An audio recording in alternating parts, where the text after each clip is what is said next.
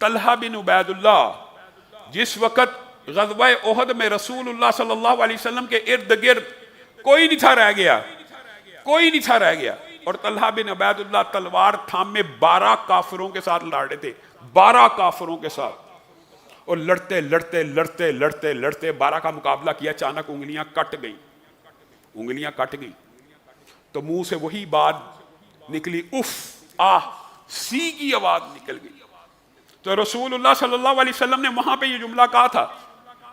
اے طلحہ اگر تو بسم اللہ کہہ دیتا جس وقت تیری انگلیاں کٹی ہیں تو تجھے فرشتے اپنے ہاتھوں پہ اٹھا لیتے، فرشتے اپنے ہاتھوں پہ اٹھا لیتے۔ کہ اس غم کے عالم میں، اس تکلیف کے عالم میں، اور اس تکلیف کی نسبت، اور یہاں بھی اللہ کا تسلط اور اقتدار تو نے مانا تو فرشتے تجھے اپنے ہاتھوں میں اٹھا لیتے، نہ صرف اٹھاتے بلکہ یہ لوگ اپنی آنکھوں سے ان فرشتوں کو بھی دیکھ لیتے۔ یہ ایک جملہ